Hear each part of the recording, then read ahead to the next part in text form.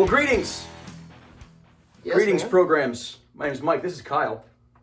Howdy. And you don't know us, but you will. I had an idea a few months ago, back around Christmas time, to do an overdrive pedal shootout. Actually, that's a lie. It initially started with I wanted to do one of those ranking videos of every single Boss pedal that has ever happened.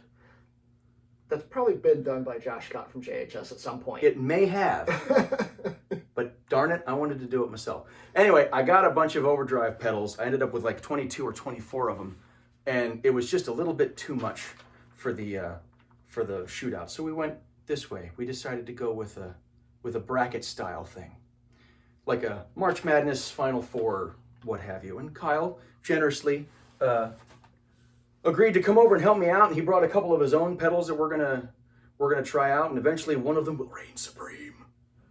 But first we have today, well, I should say, he's playing a honest to God gold top Gibson 335. Yes, indeed. My number one. And I have here my trusty Parts Caster Telly quarter-pound pickups, and this is all going in to a Panama Shaman 2 on the clean channel, running through a modded out 212 cab.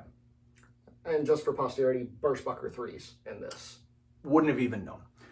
So today we're starting off with the TC Electronic Tube Pilot and the Joyo, or Joyo, however you say that, British Sound, which is kind of plexi-ish. Yeah, both more in the budget range of pedals, which is cool. Yes, none of the, well, that's not true.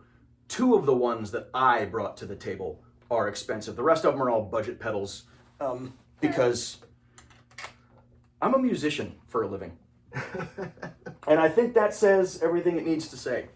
It does. But this is the great thing is budget pedals these days, 90% of them are based on circuits. Yes, so many of them are clones of other stuff Yeah. that costs $500,000, Josh Scott. Yeah, unnecessarily expensive things. Right. Yeah. Gotcha. So, why don't you go ahead and hit us with a clean tone. Sure. Just center position. Yep, and we'll give you the Tube Pilot. And everything, all the knobs, as you can see, are set at noon, plus or, give or take. So here we are.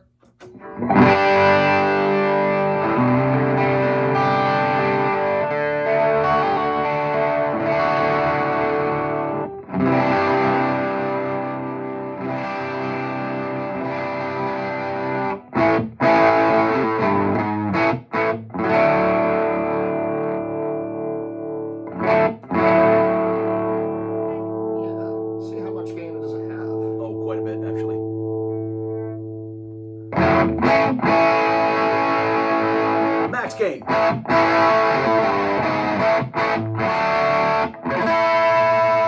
Yeah, big ol' A chord. Yeah, there you go. Yeah, nice. It's got clean breakup. I like it. It does. Back your volume off. How does it clean up? Let's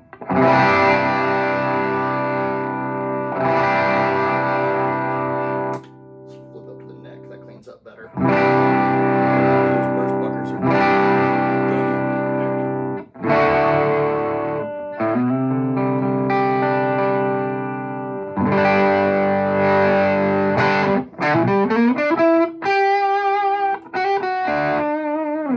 Nice. Let's see what some single coils do with it. All right, so here is my clean tone. On the bridge, here's the neck. So let's go on.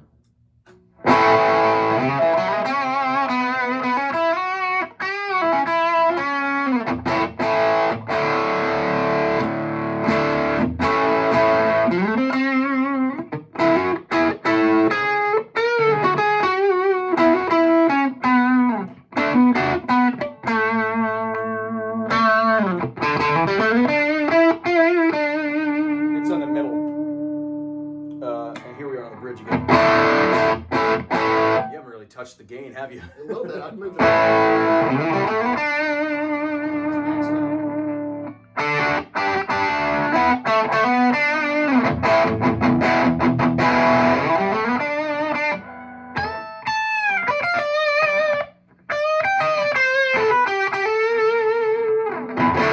Just for fun. Here they are in series.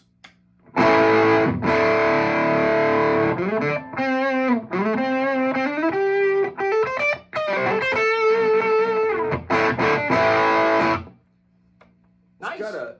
It's got a decent amount. I'm sorry, got a decent amount of output on it as well. So Sure does. that's not. Some of these, like I got them and I plug them in, tried them out. Some of them, they all sound great, but some of them just don't have the same amount of. Yeah, that same the other amount of ones do. gusto. Yeah. Yep. No, that. By the way, the pairing of these pedals is 100% arbitrary. I had lined them up and I picked this one and I picked that one and it made, I'm not comparing apples to apples in any way. Yeah. Yeah. We're saying, what do we like better, A or B? Exactly. I dig that. I dig this quite a bit. I You dig want it to a go ahead lot. and switch over to that while you're Sure. lined up here? So the British Sound, kind of plexi-ish. Much more tone control on this one. Yeah. Got low, mid, high. We've got level, voice, and drive. And the voice is kind of like I think it's like a bias, almost. It may be depending on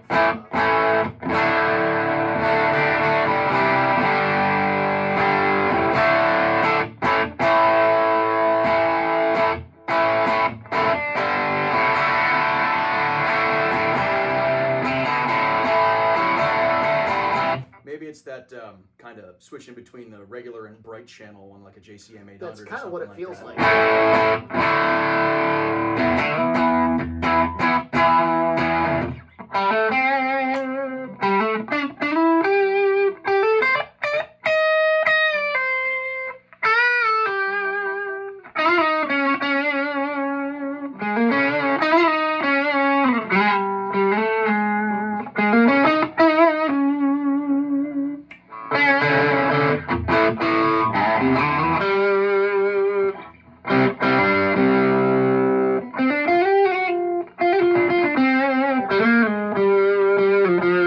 I'm a singer by trade. Point that out.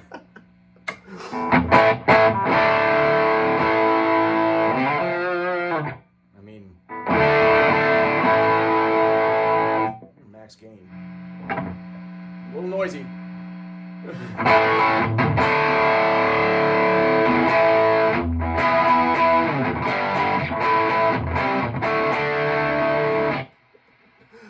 Oh, so I'll mean, tell you what that's- that reminds me the most of. This is a little bit of hum there. Yeah. Well, you got single I coils do. going. You're going to have some of that. But this reminds me more than anything of like an orange TH30. Mm-hmm. Kind I'll of buy that. that sound. I'll buy that. At least with the voice here. When the more you turn Yeah. it down, the more you seem to go into like Vox land, I guess you could say. Okay. At least that's what I'm hearing.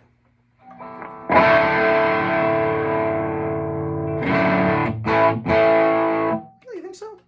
Vox? Vox not on the bright channel, yes. I was saying, yeah, they tend to be a lot brighter than that. All right. But probably more AC15 than AC30, something Yeah. lower wattage. Yeah. But yeah. But no, It's got a little bit of sag though when the voice is off. Or is Yeah, down. definitely. It lowers the amount of gain when you drop does. the voice.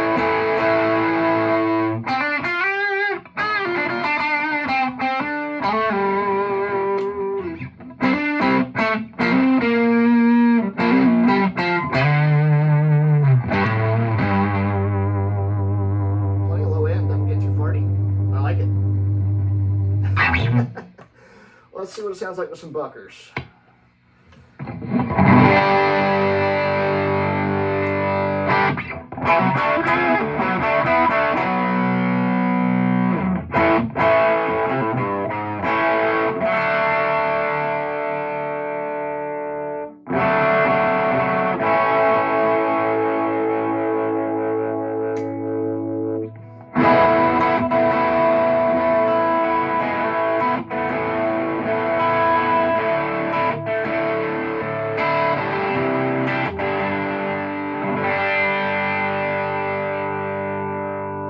I had to add a little bit of high.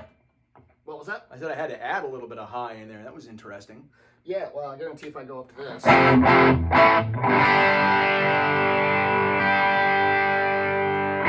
Sounds.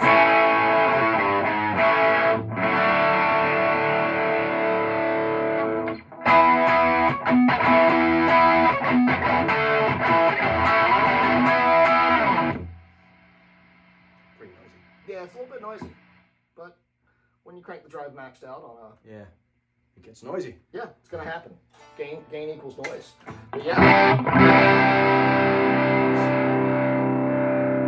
I mean, there's not a bad sound in that one. Oh, honestly. I bet I could find one.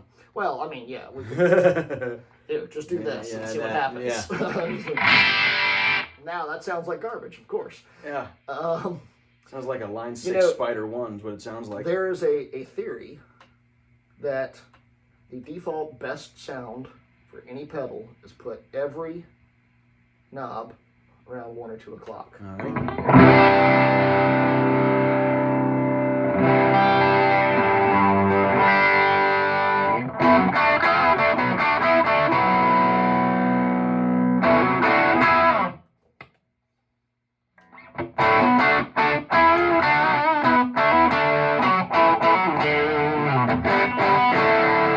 I'm buying that. Yeah, exactly. I'm buying that theory. Exactly. That is definitely a theory. I mean, obviously, there's always some play with Yeah, so in that case, let's do one of these jobbies then. We'll flip it back. See what we got here.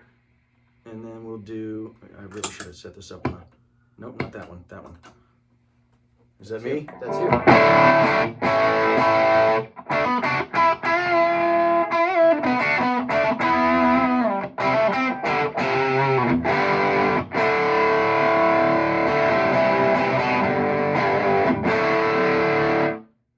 It's not a bad theory, right? It's not a bad theory at all. It does tend to be somewhere near accurate on most things.